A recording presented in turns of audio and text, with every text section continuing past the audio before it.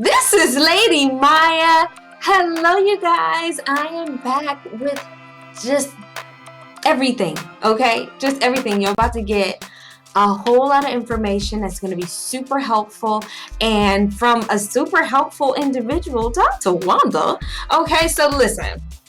I've talked to this woman and her heart is in all the right places. And she has so much knowledge and she wants so much better for all of us.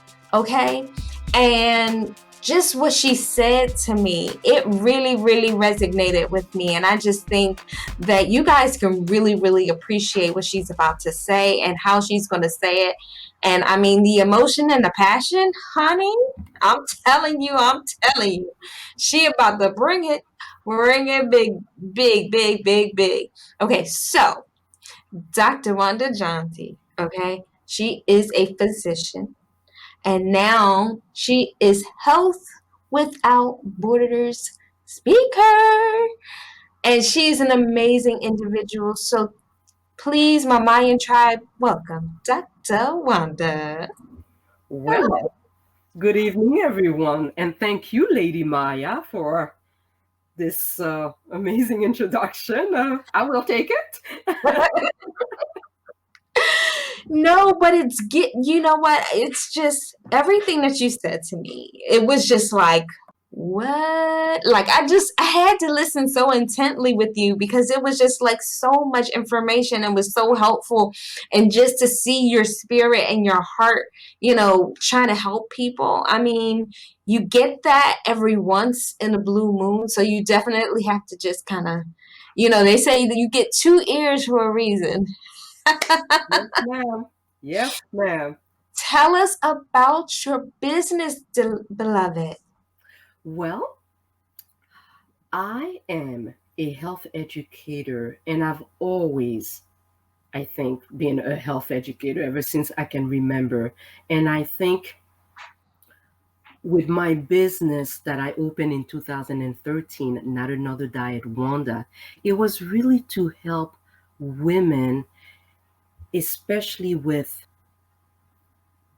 the lack of education or maybe inaccurate information that they have from um, their health, their nutrition. I'm so big on health advocacy that what I focus on when it comes to my business is health education on three main areas: your mental health, your gut health, and also the gut brain connection that you should really know. So, nutrition wise, see, many people think, oh, all this stuff, I'll die one day and it's not important.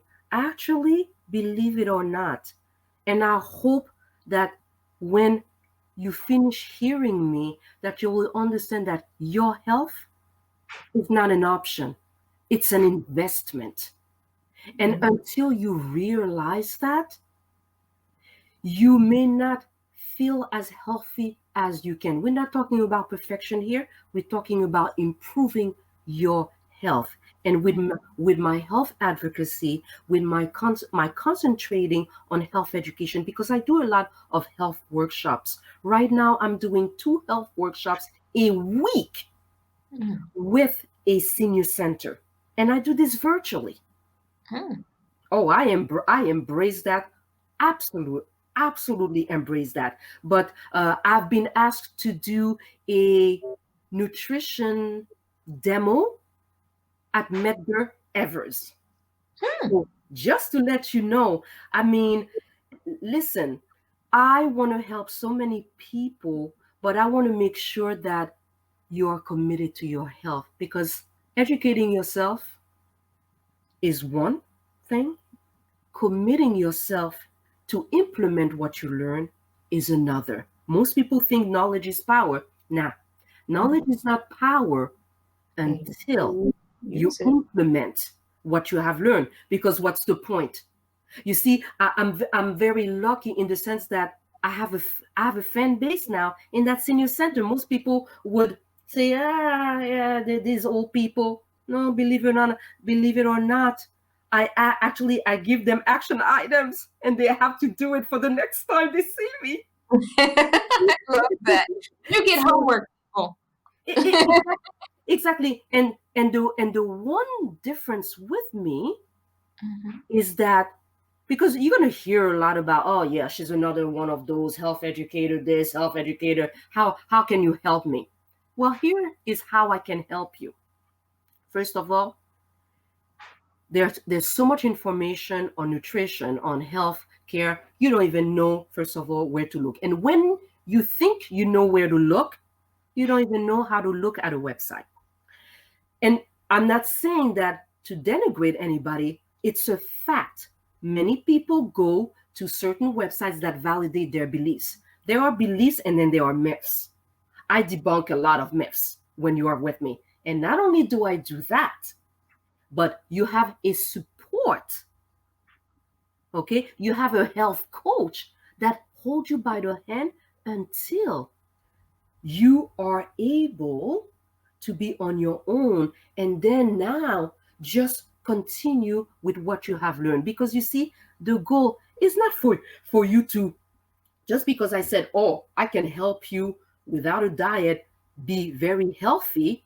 You can say, oh my god, so many people talk about detox and cleansing, and oh, that belly fat, I can make you lose that belly fat with a pill. No, because guess what's going to happen? Until you understand where that belly fat is coming from, until you understand where a lot of your aches and pains when it comes to your digestive, even your mind. See, a lot of people don't even know that your mind, what your thoughts actually affect your gut. I have to do another podcast on that alone. So with you, with me, when you have me, you are on a journey that is going to be sustainable. You'll never go back to your old ways. Never. Because what's a diet? Any of the diets that you have gone through, when you've lost the weight, you gain it back. Now you're going to want to lose it again, you gain it back. What is this? Do you understand that you're harming your body when you do that? A lot of people don't understand that. They think, oh, I lost the weight. I gained 10 pounds. No, you are harming your body. So really what you want to do is, what do I have to know about food? And there's a lot of layers that we have to uncover here, right?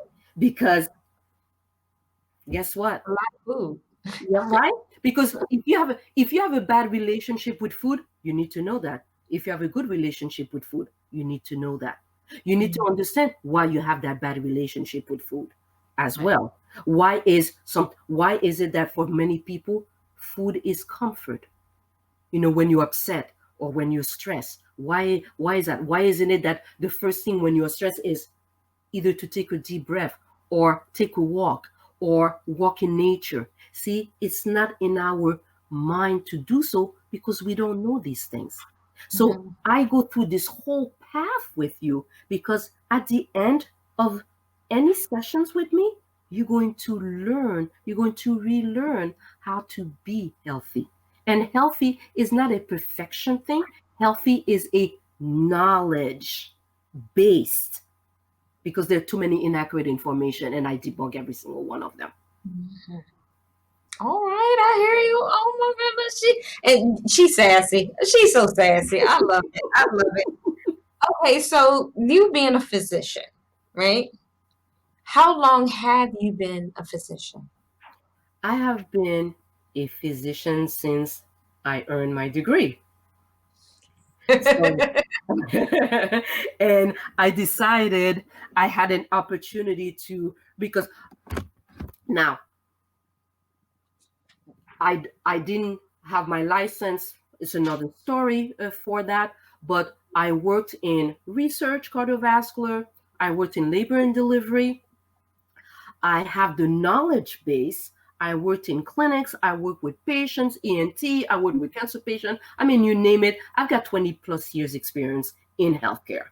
And I taught different parts of healthcare with my students at the college level and now in my own business through health workshop, corporate wellness program, and my favorite of all favorite, the gut brain health, and specifically also mental health. And I offer a course specifically on that. Everybody needs to be a mental health first aid.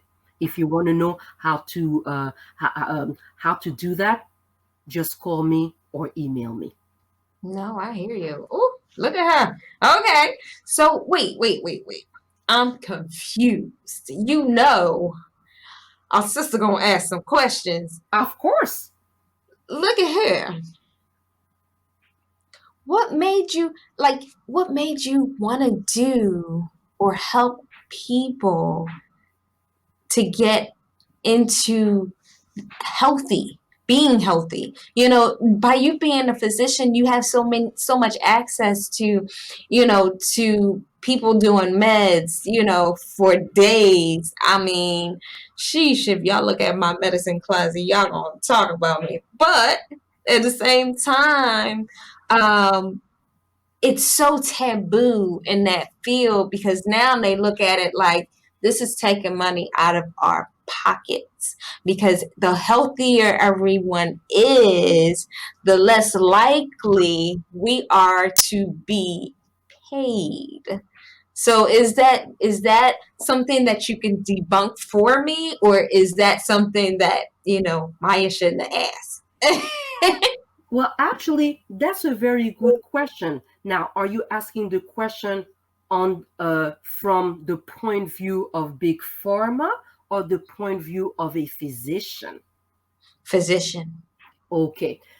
Actually, it's interesting that you asked the question because even though I can say that there are doctors who, well, let me backtrack because you see now I don't know if people are familiar with the term managed care. Mm. See, when managed care came to be in 1976, and that started actually with Kaiser Permanente in California. It came over to then the East Coast, and a lot of people don't know this. And then it took hold on the East Coast, then the South, then and then the Midwest of the country. Okay, and then I think in the 80s and 90s, you started hearing about managed care. You see, and at that point, see, managed care became the employer of doctors. Mm. Doctors are no longer autonomous, meaning independent, having a solo practice. It used to be that way, no more. Mm. There are very few who can be now on their own, and they form their own association. And I taught that actually. So to answer your question, Mhm. there some doctors are divided. Some are resigned to themselves. Well, I have to follow protocol. There are some. I talked to a physician last year, black woman, primary care physician, family practitioner.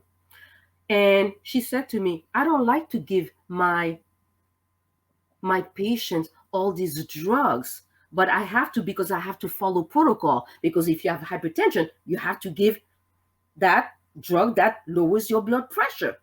And she said to me, and she said, I love your style because you can educate my patients on nutrition and all that. And because she sees a lot on the obesity side, the high blood pressure, the main thing, the heart disease, which is many a times related to bad nutritional habits, how people are not eating healthily. So she Mm. said, "Oh, I wish I didn't have to prescribe all this medication because I don't want to keep my patients sick. I want them to improve because yes, the idea of giving the pill is to improve, but you see, here's the issue. Some doctors feel this way, but others don't. But see, this is where being your own health advocate becomes super important. Mm-hmm. Because under managed care, the doctors can only see you within 10-15 minutes. It's like, let's go, let's go, let's go, let's go. Come on, come on. Where's my next patient? Where's my next patient? When I worked in ENT, we, okay, and I was the only medical assistant there. I used to see 60 to 80 patients with that doctor, with that ENT. Okay? So That's and of course now that's a specialty, but imagine at a primary care physician, such as an internist, a pediatrician, a family practitioner. They see so many more, and they have to see many more because it's dictated by managed care. You see? So right. so when I do my health workshop, it is to make you be your own health advocate. Because even if the physician, the one physician who says, well, I want to keep you sick, they're not saying that deliberately. They're Mm-hmm. just saying that because they are in this system. They've been a doctor for so long that that's what they know, and that's the only thing they know. So they're going to be prescribing away instead of, for example, my approach would be, oh, you've had migraines since you've been a kid or since you've been a teenager. And I've had this conversation, by the way, and I'll just mention to your audience what I discovered. So I was talking to because I had I was doing a corporate wellness program, and I had the pleasure of helping a lot of employees from a major bank that is near me. Mm-hmm. So she tells me that she's had migraines since she was in her 20s, and she was in her 40s. And I said, so you've been on that medication, and mind you, medication, as you know, a lot of side effects. And I said, well, did anybody ask you about your triggers food wise? Because there are foods that can trigger migraine and all that. She said, no, you're the first one who's ever asked me about the food connection. I said, what? Are you serious right now? You see? So, and she didn't even know to ask that, because True. how do you know? So I even do workshops on what questions you should be asking at your appointment, during the appointment, after the appointment. And guess what? I actually have a testimonial of a person who had taken that workshop, who actually did what I said. She said, oh my God, and she's 68 years old. She said, oh my God, the physician actually listened to me, because physician will listen to you. They have to, and they have to explain to you. So she did everything I told her to do. It Mm. was amazing. I cried because I said, wow, but you see the impact? She Yeah. actually, because I said, if you have anything that's abnormal on your blood work, you should ask, why is this high? Why is this low? And Mm-hmm. she said, I asked, and boom, the Yeah. physician answered. Mm-hmm. Amazing.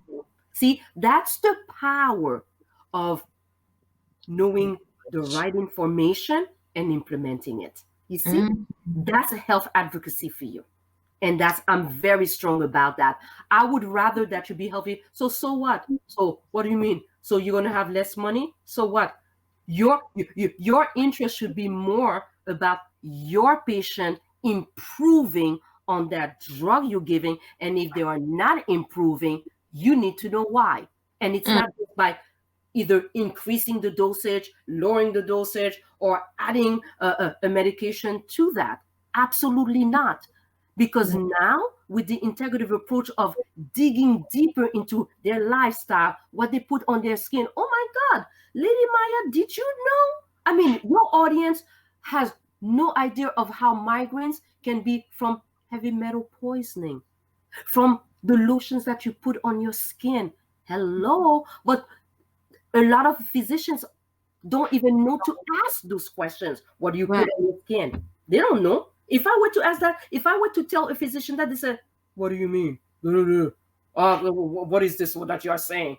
Yeah, Mm-hmm. you should be asking those questions because a Mm. lot of the chemicals in those lotions do affect our hormones Wow. and can contribute to these type of migraines. I'm not saying all migraines are due to that, but you should be asking the question in order to rule out Right. a poisoning, because a migraine can be due to a tumor, obviously, but you have to do that digging work, what I call mind drilling. Keep Mm. Mm. keep digging into that person, because you know what? I find things about people that their doctors don't even know. I said, "Did you say that to your doctor?" "No, because I've never been asked that." Boom, tada. I said, "Why don't you ask them?" Let me ask you this. So mad, right? I'm so mad right now. Because it's like, why don't they say something? If you see the chart, we don't. Why is it that you can't open your mouth and tell me what you see on my chart so that I can understand what I need to do to be better? So I don't have to keep coming in here telling you what type of side effects this drug is giving me, or that drug, or that, or this or that. You're not giving, you know how they say, if I don't tell you, I'm lying? That's horrible. It's like you're not telling me the information that you know what? I'm not going to go there. Anywho, Well, um, let me address this and let me clarify something. You mm-hmm, do have access to your chart. A lot mm, of people don't know that. right. You do have access to your chart. Mm-hmm, I would say to your audience, if your office uses a software for electronic medical records and they mm-hmm. have what we call a patient portal, and you should have a username and a password, you can Yeah, actually access your stuff. access your medical records. But Yeah. even so let's say you don't have a computer. By law, under the Affordable Care Act under Obama, what they had to do by 2010 was to, and then continuing on after 2010, was to give a summary of the of your visit to the Mm, patient at checkout. So really, in effect, you should you should be asking that. But the second thing that's most important, a lot of times we expect our doctors to tell us whatever we need to know, but they do. But mm, they're also looking at us to find out if we have any questions. But you know as well as I do, Lady Myya, that many a times it's cultural, and also there's an um, implicit and ingrained principle in many of us. The doctor knows it all. The mm. doctor knows best. I'm not going to question my doctor. I'm going to feel stupid if I ask the question. You can never, there's never a question that is stupid that a doctor will not answer. And if a doctor dismisses you and say, "Why are you asking?" You're asking a lot of questions. You need to find another doctor, or just say, "Excuse me, you I'm are good.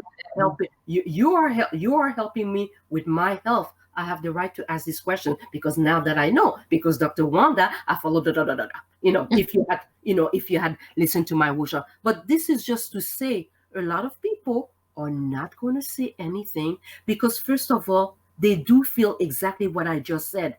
Many people feel stupid even though Mm, they shouldn't. You see? And number two, it is many a times it is cultural. The doctor knows best. He is God, especially in many Latino community. That's the way they see the person with the white coat. Oh, right. they know best. I don't know. Oh, I don't speak English too well. I don't want to sound stupid. And No. see, those are the things that operate in mindset wise. But this is why I'm very strong in health advocacy. You should be asking a question, even if it's, "I don't understand what you said. Can you explain that? Can you clarify?" No doctor should be saying, "Oh, oh, lady man, oh, oh. No, nobody should have that attitude. And if they have that attitude, you should be finding another doctor, because that's called bedside manners.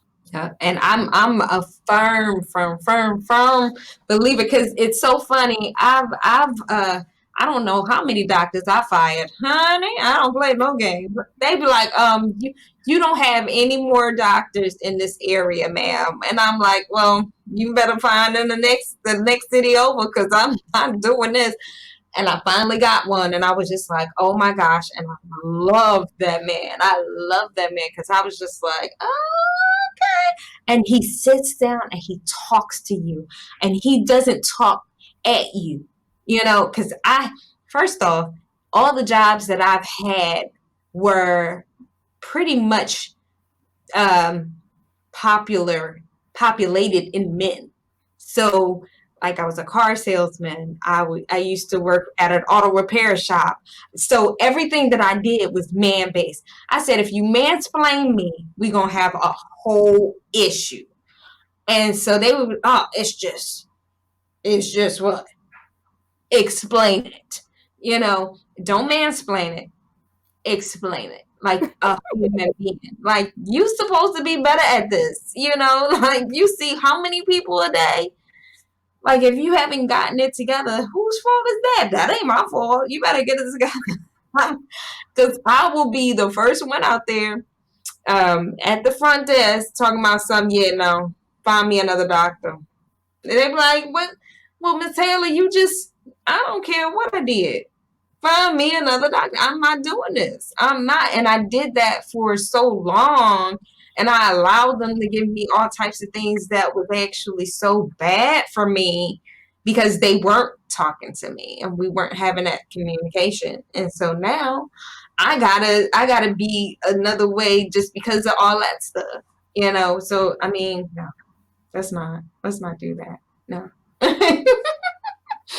I didn't want to rain on the parade, but at the same time, I'm like, I get so like passionate about that, because I'm one for that. Because I'm like, it's bad when you're a Black woman and you got this big old white man sitting up here telling oh, you don't know, and this is how it's supposed to be, and all this other stuff, and you're like, no, something that don't let me call my husband in here. You gonna have every problem, because he will be in here with his big bulging. He get in there and he excuse me, and everything changed. You know how they talk to men, like, I don't know. Oh, either way, that's my bouncer. But yeah, I think, okay, so explain to me the concept of not another doctor, Wanda.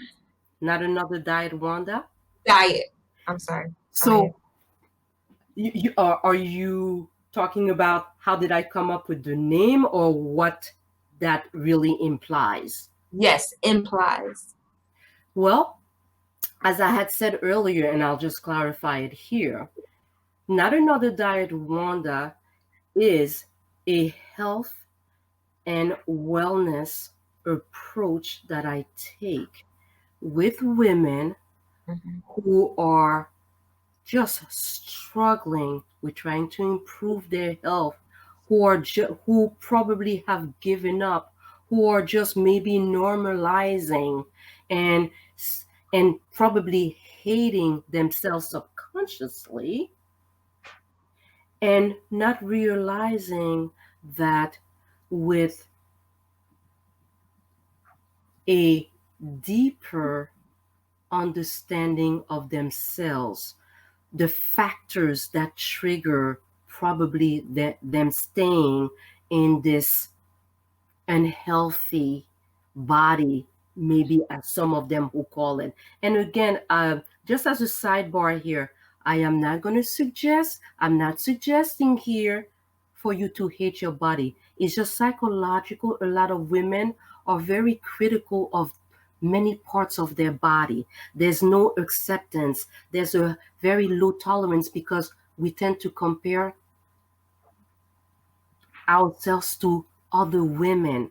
Sure. So in Not Another Diet Wanda, I go deep on you.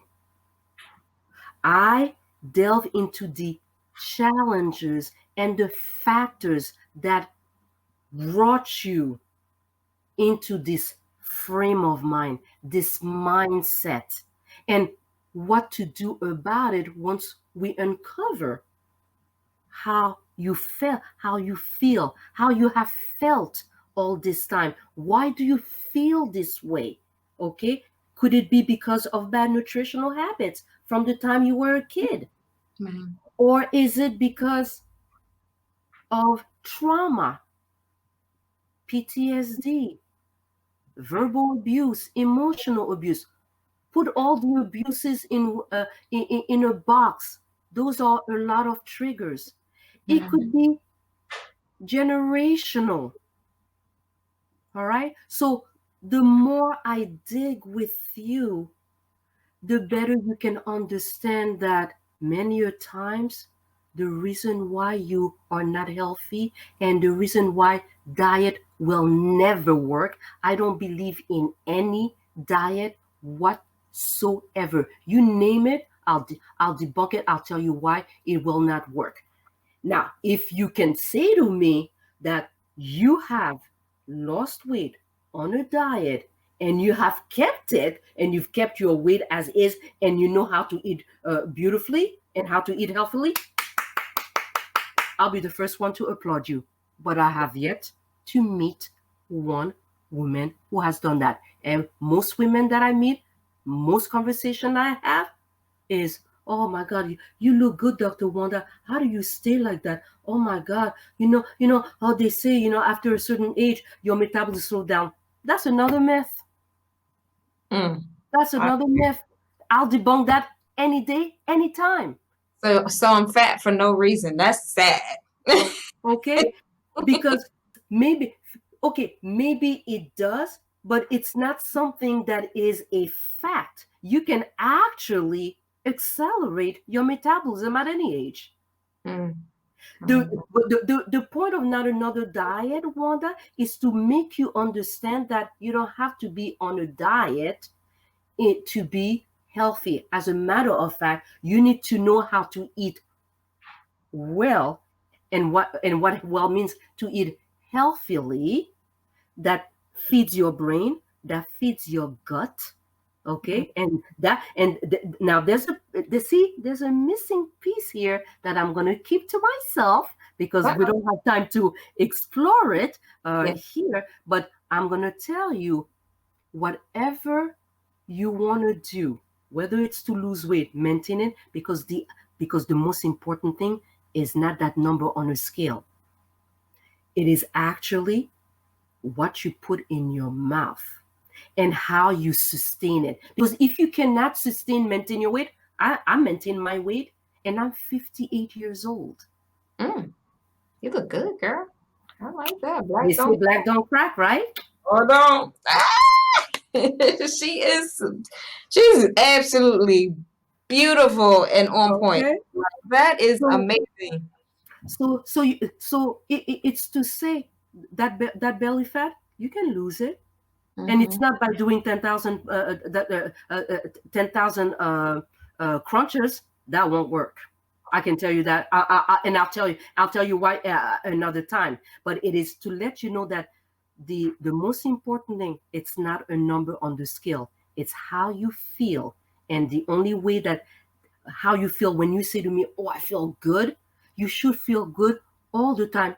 Of course, it's normal to be tired or, there's a little stress, whatever you need. But if you know how to manage that stress, if you know how to respond to stress, that is also important. It's not just the food. So there are two elements here: the food that you eat, but how that food actually affects your body, not only your gut but your mind, right here, Mm-hmm. because they both communicate.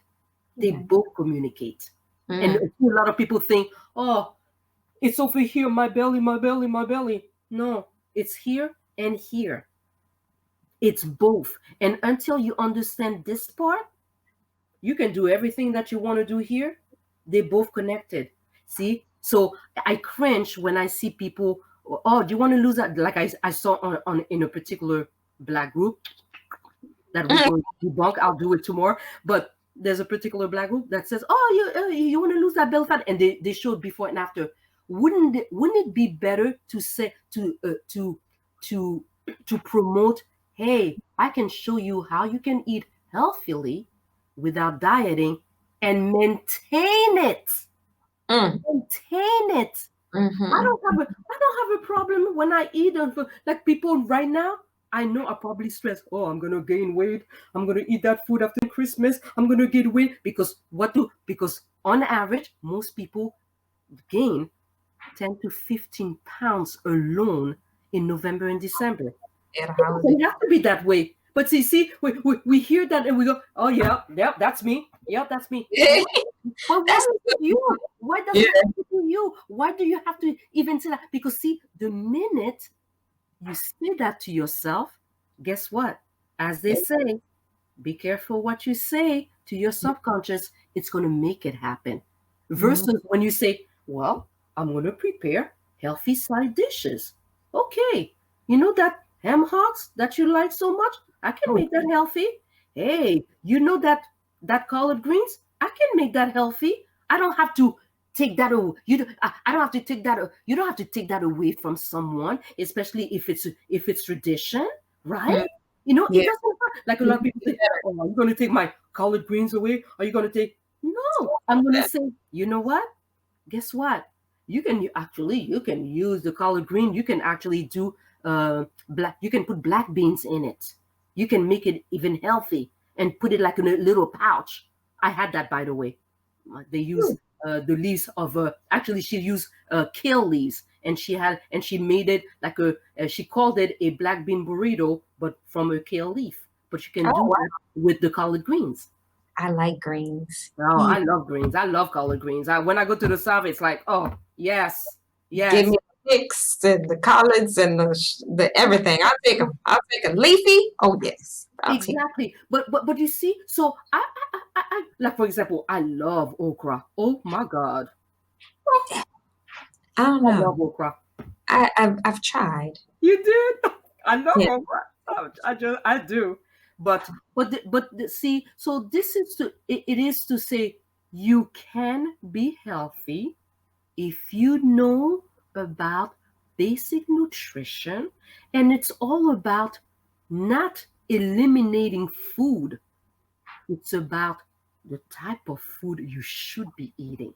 Yeah, that's true. And just and I want to say this. There is the 80-20 rule. Do you know what the 80-20 rule is, Lady Myya? Um, the 80 is what you do, and the 20 is usually what you want. Is that the one? I'm going to actually add to that because Okay. you're not too far from it. So the 80% is to eat healthily most of the time, eat a lot of fruits, eat a lot of vegetables. By the way, I'm not a vegetarian. So I'm gonna put that out there. I will never be one. However, see, when people say to me, "Oh, well, I love my meat," there's nothing wrong with saying that. But I have meatless days. You Mm, can have meatless days and still enjoy your meat. So I'm gonna put that right there. I'm gonna leave that there. right. But the 80-20 is you eat healthily 80% of the time, and then the 20% indulge a little. You can. Now, whenever I say that in my workshop, a lot of people think that, oh, well, it's free range. I can eat whatever I want. No, no, no. That simply means if you've what I call eating cleanly, like you said, eating your greens, eating things that are healthy, and you're gonna know what healthy means, right? It's from the food groups, but you have to understand because there are many people who don't know, and which has shocked me. But see, this is why I do workshop. People think that only pasta, rice, and bread are carbohydrates. Hmm. They don't know that vegetables are carbohydrate. People don't know that beans are carbohydrate, Mhm. that chickpeas are carbohydrate. You Mm. see? So, Right. so that alone, I always take people from a basic food, and then the 20% you can indulge. So, yes, I have a cheesecake. Yes, I will. And I'm not going to have a dessert that is low fat. When I want a dessert, I want a dessert. I love it. I like that. Okay? Because 20. because because Lady Myya, because that's my 20%. Now that does not mean I eat a pie. I eat a piece. So I don't bring a pie. You know how sometimes they sell a piece, a It's like, slice. yeah, you take the So spot. I cut so it in half and eat one. exactly. Right? Exactly. So have a Yeah. price so that you are not tempted. Because of course you're going to be tempted if you bring the pumpkin pie or that sweet potato pie, right? You're going to Right. be tempted. So guess what? Eat a slice of that. Yeah. And then because that way you don't feel guilty, you don't feel like, oh my God. Because you know the difference between, yeah, you sit there or you're kind of bored and or you watch TV and then you're munching on chips, you're munching on an Oreo cookie by the time, and then what people do is that they take the bag with them instead of pouring a portion in a ramekin, in a bowl or something. No, they eat and then they do that robotically. Until they finished already. And then emotionally, for some, they go crap, damn, because sometimes you don't feel good because a lot of times it's processed food, and processed food makes you feel blah and makes you feel like ugh, like I have no energy. But see, when people tell me they don't have energy, a lot of times it's the food that you eat. That's true. That's very true. Girl, well, you know what? I think that is amazing because, at least you're giving everybody something to think about, Yes, things to take into consideration and yes. whatnot. And I think that it's an excellent thing, certainly. So, you know what? Tell them how to reach you. Again, it's wandajeanty@gmail.com and 917-868-1769. That's me, Dr. Wanda. Make sure that you are going to stay healthy and you are going to maintain your weight. Yes, thank you. Thank you so much, Dr. Wanda. You are You're an welcome. amazing person, and just what you want for us and different things. You want better for us than we want for ourselves. That's the sad reality in all retrospect there. But I thank you. I really do. Because, a sister might have to really look at what she's eating. I'm eating all my vegetables. I'm not eating so much of of everything else. I'm just eating my salad and different things like that. I'm Well, vinaigrette, just getting I, it. I can support you and I can help you. So I will follow up with you. Definitely. I do want to help you because you can Promise, help so many promise. people. I got it on film. Promise. No, that's a no-brainer. Oh, by the way, you told me that you were originally from Philadelphia. I have somebody that you should have on your podcast because she is from Philadelphia and she's a health advocate. Yes, I'll do it. Tiffany Matthews. I'm gonna let her know. Definitely. We're going to close this out because we got to talk now. So you guys, we appreciate you. Thank you so much for living your best life with Lady Myya. We appreciate you all the time. You know how to get a hold of me. That is the number one, ladymyya@gmail.com. And Myya is spelled Myya. And you know why, you guys? Because your homegirl is special. We will see you soon. Bye. Bye-bye.